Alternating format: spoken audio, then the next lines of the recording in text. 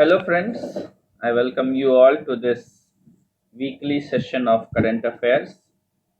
और आज हम 1 अगस्त से लेके 8 अगस्त तक जो इम्पोर्टेंट करंट अफेयर्स के मैटर्स हैं उनको हम डिस्कस करेंगे। पहले एक ब्रीफ ओवरव्यू ले लेते हैं कि क्या क्या आज हमारे बुके में है।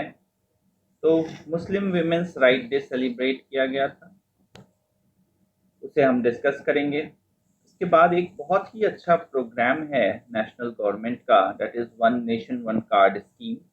इसके बारे में थोड़ी बहुत जानकारी इकट्ठा करने की कोशिश करेंगे। Barak, meaning of the term Barak और ये क्यों न्यूज़ में रहा है। लेबनन ब्लास्ट बहुत ही इम्पोर्टेंट है, खासकर मैप वर्क के पॉइंट ऑफ व्यू से, तो हम that also we will see. Persons in news में 2 पर्सन, श्री GC मुर्मू और Shri Manoj Sinha will be our topic. ऑक्सी 2 किस तरीके का इंस्ट्रूमेंट है और ये क्या मेजर करता है। ई रक्षा बंधन, एक्चुअली किस गवर्नमेंट ने स्टेट गवर्नमेंट ने ई रक्षा बंधन लॉन्च किया है, विथ व्हाट ऑब्जेक्टिव, ये भी हम देखेंगे। खादी अगरबत्ती आत्मनिर्भर स्कीम, एक छोटा सा स्टेप कैसे हमारे देश के अनएम्प्लॉयमेंट प्रॉब्लम को कुछ हद तक सॉल्व कर सकता है, इसका एक एग्जाम्पल खादी अगरबत्ती आत्मनिर्भर स्कीम है। और एप्पल सर्टेनली खाने वाला नहीं, बल्कि जो बहुत लोगों के हाथ में होगा, मोबाइल और टैब और लैपटॉप्स, तो एप्पल भी न्यूज़ में रहा है और क्यों रहा है ये भी हम देखेंगे। तो लेट्स स्टार्ट। और एज यूजुअल जैसे कि हम कर रहे हैं कि we will take one question, उस क्वेश्चन से then we will start the discussion on that particular topic. So our question today is, which day is declared as Muslim Women's Rights Day in India? किस दिन को मुस्लिम women's right day celebrate किया जाता है? 1 अगस्त, 2 अगस्त, 3 अगस्त, 4 अगस्त? Let's now discuss it. Now, Muslim Women's Right Day is celebrated on 1 अगस्त। हर एक साल 1 अगस्त जो है वो मुस्लिम विमेंस राइट डे के रूप में सेलिब्रेट किया जाने लगा है। क्यों, ये हम देखते हैं। अमॉन्ग मुस्लिम्स एक प्रथा है दैट इज ट्रिपल तलाक की, दैट इसको तलाक बिद्दत भी कहते हैं। इसमें ये एक स्पेशल प्रिविलेज है जो एक मुस्लिम मेल के पास है, मुस्लिम मेल के पास, कि वो यदि अपने वाइफ को डाइवोर्स देना चाहता है तो वो 3 बार यदि तलाक तलाक तलाक कहता है तो वो डाइवोर्स मान लिया जाता था। This was as per Muslim personal law Shariat application 1937। Muslim personal law Shariat application act 1937 में के थ्रू ये प्रिविलेज मुस्लिम मेल को मिला हुआ था। But over a period of time हमने इसका बहुत ज़्यादा मिसयूज देखा और इसको लेकर के 2019 में 1 अगस्त को एक एक्ट पास किया गया जिसमें कि ट्रिपल तलाक को इलीगल डिक्लेयर कर दिया गया, साथ ही साथ इसे एक क्रिमिनल ऑफेंस बना दिया गया है। और कोई भी यदि ट्रिपल तलाक का प्रैक्टिस करता है तो वो उस टाइप के डाइवोर्स को नामान्य कर दिया गया है। It has been made void and illegal. और क्रिमिनल ऑफेंस इसको इस तरीके से बनाया गया है कि यदि कोई करता है तो उसे 3 साल की सजा या फाइन या दोनों, 3 साल तक जेल या फाइन या दोनों मिलेगा। और ये एक नॉन बेलेबल ऑफेंस है। और जो लेडी है, जो विक्टिम है, उसे अपने माइनर चाइल्ड का कस्टडी भी मिल जाएगा। तो इसको देखते हुए 1 अगस्त को, चूंकि 1 अगस्त को प्रेसिडेंशियल एसेंट मिला था, और आपको पता होगा कि कोई भी बिल तब तक एक्ट में नहीं कन्वर्ट हो जाता जब तक कि यदि वो सेंट्रल बिल है तो लोकसभा पास करे और दूसरा फिर राज्यसभा पास करे, या यदि राज्यसभा में इंट्रोड्यूस हुआ है तो फिर लोकसभा में पास हो, और फाइनली इसको प्रेसिडेंशियल एसेंट चाहिए। तो प्रेसिडेंशियल एसेंट या प्रेसिडेंट का सिग्नेचर इसे 1 अगस्त 2019 में मिला और उस दिन से ये बिल जो है वो एक्ट में कन्वर्ट हो गया और इसलिए हर एक साल 1 अगस्त को हम मुस्लिम वुमेन्स राइट डे मनाते हैं। तब आपको ये आंसर आ गया होगा कि which day is declared as Muslim women's right day in India and why. So please write the answer in the comment box. Next हम सेकेंड न्यूज की तरफ चलते हैं, that is most important, national food security act. Now national food security act was passed in which year? National food security act किस साल में पास किया गया था? 2010, 2011, 2012, 2013। फ्रेंड्स, ये बहुत ही इंपॉर्टेंट है और ये इसलिए इंपॉर्टेंट है क्योंकि सबसे basic need of human is food. रोटी, कपड़ा, मकान में भी सबसे पहले रोटी आता है, तो इसको लेकर के this is very important from the point of view of developing country like India. Now let us discuss something about it. The National Food Security Act, it was passed in 2013 में ये पास किया गया था. To be very precise, this act became law on 12th September 2013. और इसका M क्या था कि approximately 2/3 of population, 2/3 of the country's population को subsidized rate पे फूड ग्रेन्स प्रोवाइड करना, जिसमें कि राइस जो है वो 3 रुपये प्रति किलो और वीट जो है वो 2 रुपये और मिलेट जो है वो 1 रुपये।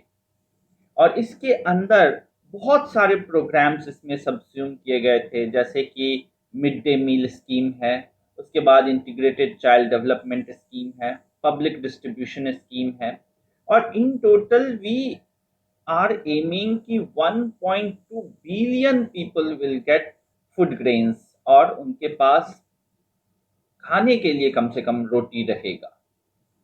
नाउ उसको ज़्यादा से ज़्यादा लोगों तक पहुंचाने के लिए हमारे पास एक राशन कार्ड का ये प्रोविज़न था कि राशन कार्ड यदि है तो पब्लिक डिस्ट्रीब्यूशन शॉप्स जो हैं वहाँ से आपको सब्सिडाइज्ड रेट पे फूड ग्रेन्स मिल जाता है। अब इसमें प्रॉब्लम ये था कि ration card was issued by a particular state और वो राशन कार्ड उसी पर्टिकुलर स्टेट में ही मान्य था। अब हमारे देश में पॉपुलेशन के कारण या बहुत सारे रीजंस, बहुत कारणों से लोग एक जगह से, एक स्टेट से दूसरी जगह माइग्रेशन हो रहा था। अब बिहार से यदि कोई दिल्ली जा रहा था तो बिहार का राशन कार्ड दिल्ली में मान्य नहीं हो रहा था, इसलिए गवर्नमेंट ने एक स्कीम लॉन्च की, one nation one ration card scheme. तो इसमें यदि राशन कार्ड किसी भी स्टेट से इशूड है और वो पर्सन यदि किसी दूसरे स्टेट के पब्लिक डिस्ट्रीब्यूशन शॉप का से भी अब अनाज ले सकता है under this one nation one ration card scheme. Now various state governments को इसको इंक्लूड करना था और अब तक 24 स्टेट्स जो है वो इसके अंदर आ गए हैं। पिछले सप्ताह 4 स्टेट्स को इसमें इंक्लूड किया गया, जिसमें Jammu and Kashmir, union territory of Jammu and Kashmir, Manipur, Nagaland और उत्तराखंड।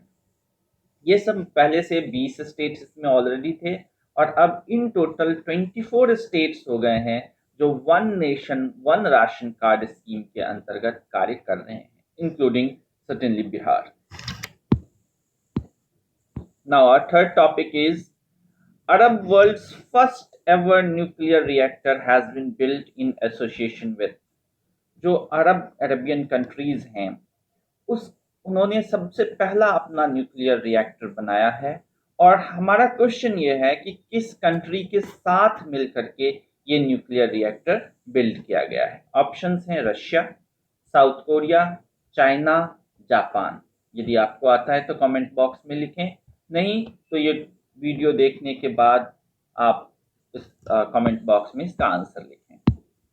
नाउ अरब वर्ल्ड जो है उनके पास बहुत सारे पहले से ही they are oil rich country. तो ऑयल रिच कंट्री होने के कारण they have very less need or their need to go for alternative power sources like nuclear energy sources is very low.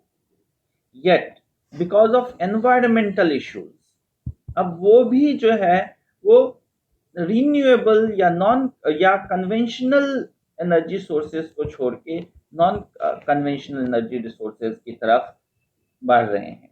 और इसी में एक स्टेप ये है कि United Arab Emirates, remember United Arab Emirates ने first nuclear reactor Arabian country का जो है वो बना है, वो यूनाइटेड अरब इमराट्स में है और इसको इन्होंने नाम दिया है बराक और ये बना है Abu Dhabi.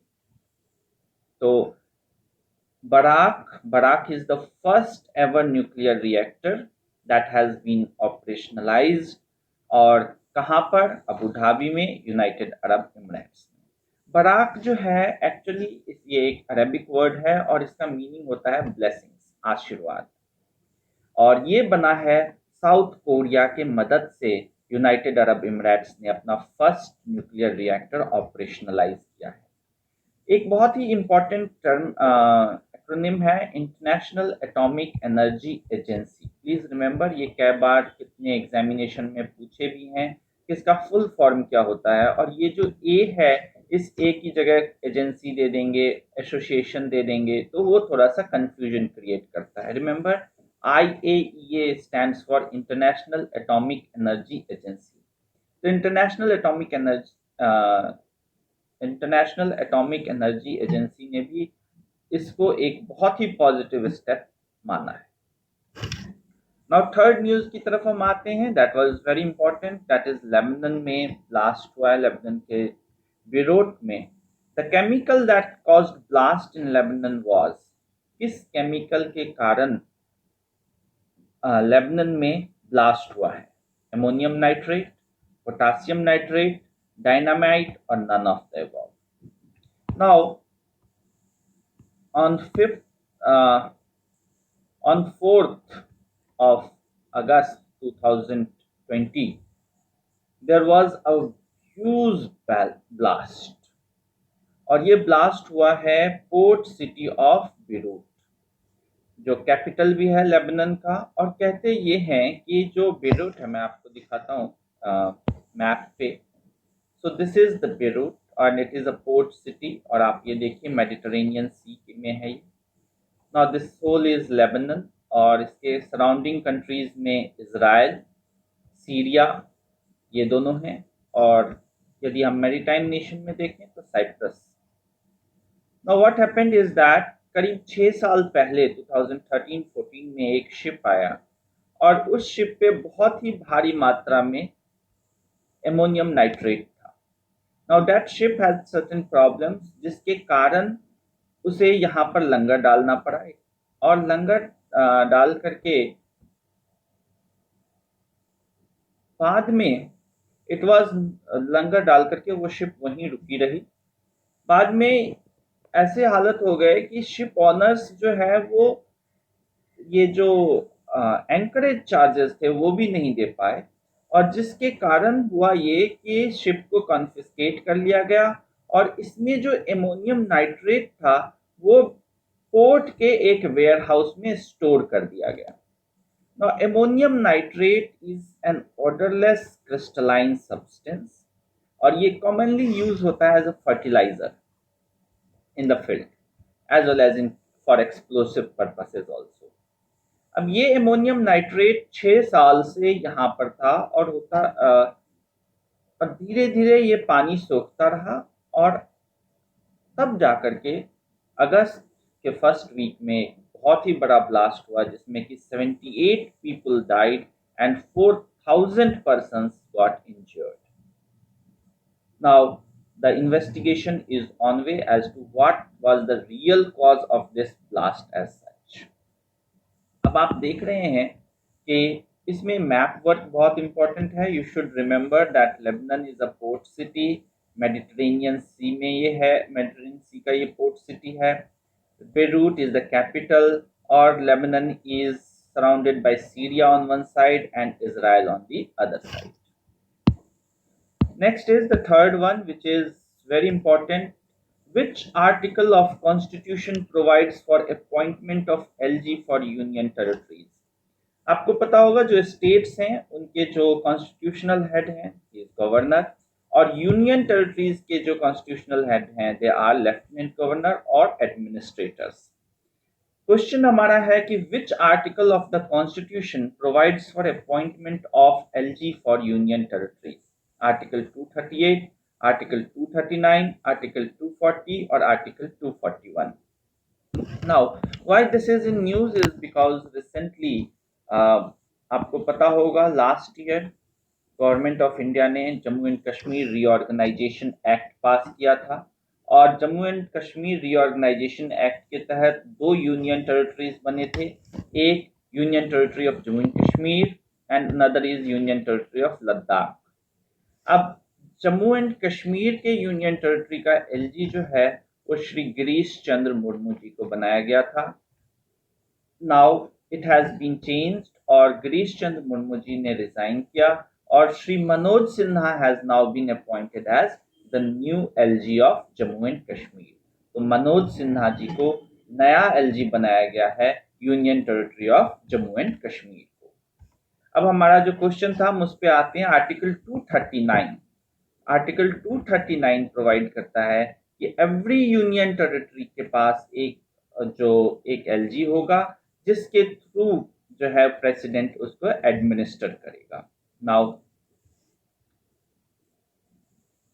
What is the difference, basic difference between governor and LG, that is lieutenant governor या administrator. Now the basic difference between governor and LG is that governor जो है he has to act on the aid and advice of the council of ministers of that particular state। उस state government का जो council of minister हैं उनके add और advice पे governor को एक्ट करना है, but that is not the case with LG. That is LG has got more power to act independently as compare to governor. However governor also has certain discretion, but that is less as compared to that of LG। Now इसी से संबंधित है कि जब let us now come to the question first। CAG, Comptroller and Auditor General of India का tenure कितना है as per the constitution of India? भारतीय संविधान के अनुसार कैग जो होते हैं उनका फिक्स टेन्योर कितना है? 5 साल, 6 साल, 4 साल या कोई भी, नो फिक्स टेन्योर। तो हम देखते हैं इसका आंसर। बट ये क्यों न्यूज में रहा है? जैसा मैंने आपको बताया कि श्री गिरीश चंद्र मुर्मू जो एलजी थे union territory of Jammu and Kashmir के, वो रिजाइन किए और उनकी जगह Shri Manoj Sinha ji has been made the new union territories LG, and Shri Girish Chandra Murmu ji has now taken over as the first tribal CAG of India। ये first tribal हैं जो controller and auditor general of India बने हैं। Now he was an IAS officer of 1985 batch. और अब हम देखते हैं कि कैग का फंक्शन क्या है। एक्चुअली कैग जो है वो ऑडिट करता है कुछ अकाउंट्स को, जो गवर्नमेंट एक्सपेंडिचर है from consolidated fund of India as well as consolidated fund of every states and union territories that have legislative assembly, फिर contingency fund और public accounts of each state। ये that is public account को, contingency fund को और consolidated fund को, तीनों को audit करने वाला जो ऑर्गेनाइजेशन है या कॉन्स्टिट्यूशनल बॉडी है that is CAG, that is Comptroller and Auditor General। Now as per article 148 provision of the Constitution of India, provision for the CAG has been made in it। अब CAG यदि इतने सारे funds को audit करता है तो उसे कुछ सुरक्षा भी दी गई है, दैट इज सम इंडिपेंडेंस, स्वतंत्रता कार्य करने की। तो उसमें क्या क्या है? एक तो सबसे पहले ये है कि they have got a fixed tenure of 6 years, 6 साल की उनकी फिक्स टेन्योर होगी, या तब तक जब तक रिटायरमेंट नहीं कर जाते हैं 65 years ऑफ एज। तो विच एवर इज अर्लियर, तो पहले यदि वो 65 साल के हो जाएंगे then they will retire, or if he is not of 65 years, then for a fixed tenure of 6 years he will be there. Once appointed, then the terms of conditions cannot, terms of services cannot be altered to his demerit, that is कि एक बार जिस payment या pension या अन्य सुविधाओं के साथ उन्हें अपॉइंट किया गया है उसे कम नहीं किया जा सकता, और हटाने की प्रक्रिया वही है जो एक सुप्रीम कोर्ट के जज की है. So his way of removal और procedure for removal is same as that of the removal of supreme court जज. So this is what is about CAG. Next is another term, that is Oxy2. Now our question is, Oxy2 is an instrument. Oxy2 एक instrument बनाया गया है और ये किस चीज को मेजर करता है? हार्ट रेट को, टेम्परेचर को, या ऑक्सीजन सैचुरेशन को, या all of the above. Now let us see about Oxy2. Now Oxy2 is a very important instrument जो IIT मद्रास ने बनाया है विद द हेल्प ऑफ हेलियोक्सॉन. और ये डिवाइस करता क्या है? ये डिवाइस मेजर करेगा heart rate, temperature, oxygen saturation and respiration rate. तो ये चारों चीज को, heart rate, temperature of the body, oxygen saturation कितना है और रेस्पिरेटरी रेट कितना है, ये वो मेजर करने के लिए एक इंस्ट्रूमेंट है जो IIT मद्रास ने बनाया है in collaboration with Helioxon, that is called Oxy2. Now next is E-Raksha Bandhan. So now our question is, E-Raksha Bandhan relates to, E-Raksha Bandhan किस चीज को किस चीज क्या करता है या किस चीज के लिए है? एक, डिजिटल रक्षा बंधन टू अवॉइड कोरोना वायरस, क्योंकि कोरोना वायरस में सोशल से बचने के लिए हमें सोशल डिस्टेंसिंग रखना चाहिए, तो ये एक डिजिटल माध्यम होगा जिसके थ्रू रक्षाबंधन का पर्व हो सकता है. और digital awareness against cyber crime, और डिजिटल सोशल ब्रदरहुड स्कीम, और digital social secular strengthening scheme. Let us see what e Rakshabandhan is. तो हाल ही में आंध्र प्रदेश गवर्नमेंट ने ई रक्षाबंधन स्कीम लॉन्च किया है. और क्या है ये E Rakshabandhan scheme? It is an online training program on cyber security. जैसे आप सबको पता है कि आजकल साइबर क्राइम्स बहुत ज्यादा बढ़ रहे हैं. Now in order to prevent this cyber crime, one of the best method is prevention.